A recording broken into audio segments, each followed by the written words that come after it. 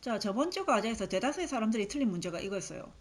그냥 리뷰만 잘 들어도 충분히 맞출 수 있는 문제였는데 좀 이상하다고 생각될 정도로 많이 틀렸습니다. 자, 도덕에 대해서 사유를 할 때 두 가지 유형이 있습니다. 첫 번째는 규범윤리학적 관점, 두 번째는 메타윤리학적 관점이죠. 규범윤리학, normative ethics 정의를 보면 선악분별에 있어 판단의 준거가 무엇이며 궁극적으로 모든 가치 판단의 기준이 되는 도덕의 최고 기준이 무엇인지 탐구하는 학문 이렇게 되어 있습니다. 쉽게 말하자면 규범윤리학은 선악의 기준을 세우고 그것을 통해 도덕적으로 이상적인 사회를 실현하는 데 그 궁극적인 목표가 있다고 보면 됩니다. 자, 반면에 메타윤리학의 정의를 보면 선악분별이 목표가 아닌 윤리에 있어 언어적 개념과 도덕적 판단의 특징과 기능을 분석을 통해 명료하고자 하는 학문 이렇게 되어 있습니다. 분석이 중요하다 그랬죠. 자, 메타윤리학은 정말 학문 그 자체입니다. 윤리의 개념, 규범의 개념, 문화와 윤리 간의 연관성, 시대 변화와 규범 등 모든 것을 분석하는 학문적인 입장입니다. 어떤 이상적 목표가 있는 게 아니고요. 단지 이러한 분석들을 하는 학문으로서 그 목표가 윤리학 자체가 된다고 볼 수도 있다고 했었죠. 자, 이제 기대를 가지고 다시 한번 이 이론에 대한 리뷰 퀴즈를 풀러 한번 가보겠습니다. 신나는 리뷰 퀴즈 1번. 다음 중 두 개 항목의 관련성이 틀리게 연결된 것은 한 개 이상입니다. 1번 규범윤리학의 목표. 사회 전반과 윤리의 개념 전반의 요소들을 분석하는 것이다. 2번 메타윤리학의 목표. 선과 악의 분별. 3번 이상사회 실현. 규범윤리학. 4번 학문 그 자체에 가치를 둔다. 메타윤리학.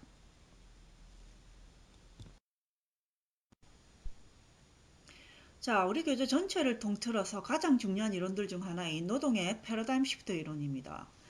미국의 철학가 테일러가 그리스 신화인 시지프스 신화를 끊임없는 인간의 고통스러운 노동에 빗대서 말한 후 노동을 어떻게 하면 행복한 삶으로 연결 지을 수 있는지 그 방법이 바로 노동에 대한 관점을 바꾸는 거라고 한 이론이죠. 노동이 행복하려면 노동의 의미와 즐거움을 찾아야 하고요. 노동의 의미를 찾으려면 그 목적과 중요성을 깨달아야 하며 노동의 목적에는 외재적 동기와 내재적 동기가 균형을 잘 이루어야 하는데 이때 외재적 동기에는 돈과 지위가 해당이 되고 내재적 동기에는 사회기여, 열정발산, 재능 활용이 해당된다고 했죠.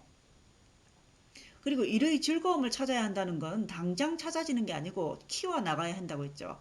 그리고 이것을 키워나가는 데 있어서 요구되는 것이 자아 실현의 창의성이라고 했던 거 기억나나요? 안 난다면 이 리뷰를 통해 다시 알고 리뷰 퀴즈를 통해 암기하기를 바랍니다. 리뷰 퀴즈 2번입니다. 다음은 누구의 무슨 이론을 설명한 것인가?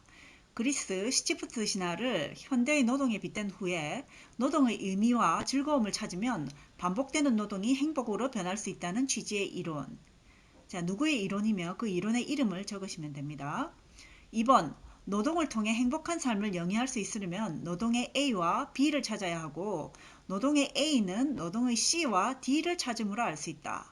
이때 노동의 C에 있어 외재적 동기와 내재적 동기가 균형을 이루어야 하는데 내재적 동기의 요소는 D, F이며 내재적 동기의 요소는 사회기여 G, H이다.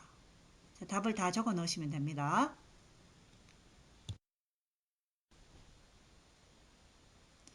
자, 저번 주 강의 내용 도입부에서 우리 윤리와 도덕의 개념을 비교를 했었습니다. 먼저 윤리의 어원은 영어로 ethics로서 그리스어 ethos에서 유래되었고 이것은 사회관습이나 풍습을 뜻하는 단어였죠. 한자로 인륜륜 다스릴 리. 그리고 정의는 인간 사회에 필요한 올바른 질서, 그리고 인간 개인이 아니고 인간 사회 집단에 있어서 필요한 질서이기 때문에 사회적 외부적이라고 했습니다. 윤리는 특정 시대 문화조직의 관습이나 전통에 의해 영향을 받습니다. 또한 사회적 외부적인 성격이 있기 때문에 타자 의존적이고 가변적입니다. 법제도 같은 걸 의지해서 질서를 지키고 옳은 것을 행하는 거니까 타자 의존적인 거죠. 또한 법이 바뀌면 그 바뀐 법을 또 지켜야 하니까 가변적인 겁니다. 이에 비해서 도덕은 원래 그 어원이 영어 morality 그리고 라틴어 mores 즉 생활습관, 관습, 전통의 의미를 지닌 단어에서 유래했습니다. 한자는 길도자의 덕도자로서 이치에 맞는 행위 뭐 그 정도의 뜻이 되고요. 정의는 옳고 그른 것에 대한 개인이 갖는 기준입니다. 개인이 갖는 기준이요. 아까 윤리는 사회 집단이 갖는 기준이었죠. 도덕은 개인적입니다. 그리고 마찬가지로 내 내부에서 설정하는 도덕 기준이니까 내면적이죠.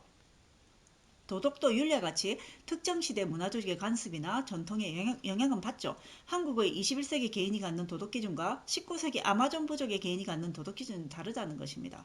하지만 내가 속한 현 사회에 있어서 내 안의 도덕 기준은 비교적 독립적이고 잘 변하지 않는다는 겁니다. 예를 들면 사회법이 안락사를 합법화하기로 했다 치더라도 내 개인적 도덕 기준은 여전히 안락사는 살인이라는 것이죠. 이럴 수가 있다는 것입니다. 이렇게 독립적이고 법이 변한다고 바로 변하고 하는 것이 아니라는 것입니다. 자, 리뷰 퀴즈 풀겠습니다. 자, 유익한 리뷰 퀴즈 3번. 다음 윤리와 도덕에 대한 설명에서 틀리게 연결된 것은 하나 이상 나옵니다. 1번 ethics, 도덕, 2번 윤리, 타자의존적, 가변적, 3번 옳고 그른 것에 대해 개인이 갖는 기준, 윤리, 4번 특정 시대나 문화 등의 영향받음, 윤리, 도덕. 자, 답을 다 적고 넘어가도록 합니다. 우리가 개인의 윤리가 공동체의 이익이라는 명제를 증명하기 위해서 첫 단계로 시도했던 것이 인간의 본성이 과연 선한가 악한가를 살펴보는 거였죠. 그래서 칸트나 아담 스미스도 소크라테스 등은 성선설에 해당하는 입장이었죠. 토마스 홉스나 플라톤은 성악설 쪽의 입장이었고요. 오늘 우리가 칸트의 의무론적 윤리를 배웠잖아요. 여기 보면 도덕은 본래 인간의 심성에 내재되어 있기 때문에 깨우치기만 하면 된다. 이게 뭐겠습니까? 바로 도덕률이죠. 그리고 이 도덕률을 지키라고 하는 인간 이성의 명령이 뭐였다고요? 정언 명령이죠. 자, 칸트는 인간 이성을 절대적으로 신뢰한 것입니다. 아담 스미스는 인간은 타인의 운명이나 행복에 관심을 갖는 이타적인 본성을 갖고 있다. 이렇게 얘기했고요. 소크라테스는 인간을 통치하는 것은 이성이며 인간의 이성은 진정으로 선한 삶을 원한다. 이렇게 얘기했습니다. 자, 성악설의 입장은 먼저 철학자 토마스 홉스가 인간은 인간에게 늑대다라고 말했죠. 그 밑에 플라톤의 저서 국가론에서 플라톤의 형인 글라우콘이 소크라테스에게 찾아가서 기게스의 반지설화를 인용하면서 인간의 본성이 이렇게 악한데 도대체 인간이 억지로 선하게 살아야 하는 당위성이 뭐냐고 물어보죠. 자, 기게스의 설화는 뭐였습니까? 기게스가 고대 리디아 왕국의 왕의 양측이었는데 어느 날 땅속에서 반지를 주워서 끼고 다니다가 반지를 어떻게 돌리니까 자기가 투명 인간이 된다는 사실을 알아냈죠. 그리고 그는 왕궁에 가서 자기의 능력을 매개체로 왕비를 유혹하고 왕을 죽이고 스스로 왕이 된다는 설화인데 이 설화는 누가 보는 사람이 없고 어떤 법의 체제가 없다면 인간 본성이 악하고 약하다는 것을 말해주는 예라는 것입니다. 자, 플라톤의 형인 글라우콘이 이런 기게스 반지 설화를 예를 들면서 소크라테스에게 질문을 했던 것이죠. 그것의 대답은 여기 분홍색 화살표 끝에 아까 얘기했던 소크라테스가 이렇게 대답을 했다는 거죠. 인간을 통치하는 것은 이성이며 인간의 이성은 진정으로 선한 삶을 원하기 때문에 이성대로 선한 삶을 살지 않으면 그 사람은 자동적으로 불행해진다는 것입니다. 좀 재밌죠? 지난주에 배웠으니까 하나 덧붙이자면 소크라테스가 이런 식으로 인간은 이성이 있고 그 이성은 선한 삶을 원한다라는 대전제를 던져놓고 그러니까 이성에 따라 선한 삶을 살지 않으면 인간은 불행해진다 이렇게 사고하고 토론하는 것을 연역법이라고 합니다. 그죠? 그 반대가 기납법이고요. 배웠을 겁니다. 자, 그 밑에 보면 플라톤이 인간은 누구나 자발적으로 선량한 사람이 될 수가 없다.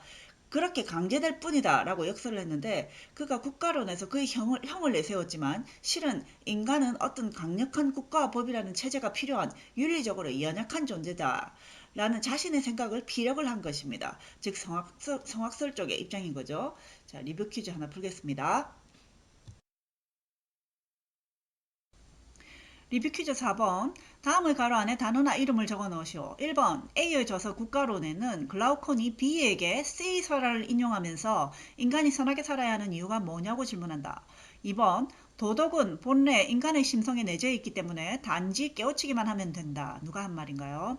3번. 인간은 누구나 자발적으로 선량한 사람이 될 수 없으며 그렇게 강제될 뿐이다. 누가 한 말일까요? 4번. 소크라테스는 인간을 통치하는 것은 이며 인간의 은 진정으로 선한 삶을 원한다 라고 말하였다. 지난 시간에 우리 현대사회의 이윤 추구의 결과로 나타나는 두 가지 현상을 배웠죠. 지로선 게임과 비지로선 게임이었습니다. 지로선 게임은 이윤을 나누기 전과 이윤을 나눈 후의 합이 전혀 변화가 없다는 뜻의 지로입니다. 플러스도 아니고 마이너스도 아니고요. 정의를 읽어보면 상호 의존적인 상황에서 이익이 일정하여 한쪽이 득을 보면 반드시 다른 한쪽이 그만큼의 손해를 보는 현상이 이렇게 되어 있죠.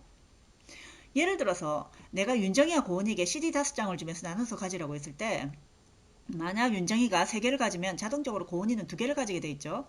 그랬을 때 윤정이는 3개를 가진 만큼의 만족감이 있는데 고은이는 2개 가진 만큼의 만족감밖에 없어요. 그러니 기분 좀 상하겠죠. 이게 지로선 게임입니다. 밑에 보면 한 측의 이익이 다른 측에게는 손해가 됨 이렇게 돼 있죠. 자, 그렇다면 비즈로선 게임은 어떨까요? 내가 윤정이 고은이에게 준 CD는 3장이 헤비메탈이고 2장이 클래식입니다. 윤정이는 헤비메탈을 아주 좋아하고 고은이는 아예 듣지도 않고 싫어합니다. 그리고 헤비메탈 CD는 불법 카피본이고 클래식은 유명한 EMI 레이블 제작입니다. 이렇게 3개, 2개를 나누게 되면 둘의 만족도는 늘어나죠. 그 만족감이 3 플러스 2 해가지고 5가 돼야 되는데 원래는 3 플러스 3이 돼버리는 거죠. 그래서 만족감이 6이 되어버리면 원래 5보다 많아졌죠. 그래서 비제로선 게임이라는 것입니다. 자, 이런 식의 이윤 추구가 비지로선 게임이며 다른 말로 윈윈 게임이라고도 할 수 있겠죠. 그런데 그 반대 개념의 현상도 일어난다는 것입니다. 일테면은 내가 대중교통을 이용하는 게 귀찮아서 차가 밀리는 시간에 차를 몰고 나갔어요. 그런데 다른 사람들도 다 나처럼 귀찮아서 다 차를 몰고 나온 거예요. 결국 교통이 정체되겠죠. 모두가 거북이 기듯이 운전을 하게 되는 것입니다. 결국 나는 약속 시간에 늦게 되는 거죠. 차를 끌고 나온 다른 사람들도 마찬가지겠죠. 나의 이기심만을 추구하다 보면 전체의 이익에 손해를 끼치고 결국 그 손해가 나에게 다시 돌아오는 악순환, 즉 윈윈 게임의 반대라고 할 때 루스 게임이라고 해야 될까요? 물론 그런 이름은 없지만요. 자, 어쨌든 바로 이런 현상이 죄수의 딜레마라고 했습니다. 자, 문제 풀겠습니다.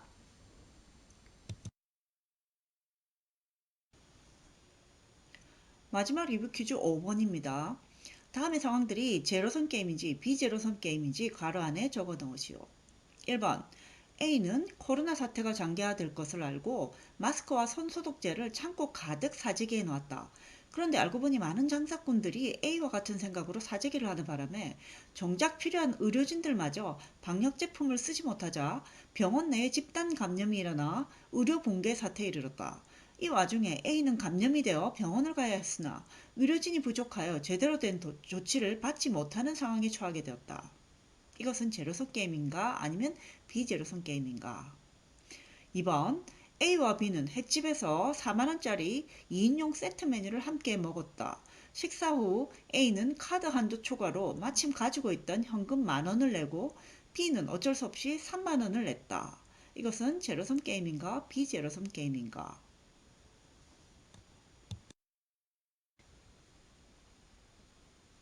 자, 이번 주 강의와 과제 여기까지입니다. 과제 방식은 지난주와 동일합니다. 만점이 적어도 두세 명은 나오는 것을 기대한다면 지나친 욕심일까요? 저는 여러분의 지능과 재능 그리고 지혜를 믿습니다. 모두 투표의 권리를 행사했나요? 이번 주도 이렇게 지나갑니다. 다음 주에는 제5강 직업윤리의 개념과 직업윤리와 개인윤리의 조화라는 주제를 가지고 만나보기로 하겠습니다. 미리 말하고 싶은 것은 제5강과 6강의 분량과 내용이 상당히 가볍고 짧기 때문에 5, 6강 내용을 한 번에 강의할까 고려 중입니다. 만약 그렇게 된다면 다다음 주 강의는 직업윤리 관련하여 지정된 영화를 한 편 보고 리포트 템플릿에 맞춰서 과제를 제출하도록 할 수도 있을 것 같습니다. 최대한 재밌고 의미 있는 영화, 직업에 관한 갈등과 해결이 들어있는 내용의 영화를 한번 골라보도록 하겠습니다. 변동사항이 생길 때마다 단톡방에 공지하도록 하겠습니다. 남은 주말도 건강하고 즐겁게 그리고 보람차게 보내는 여러분들 되시기 바랍니다. 감사합니다.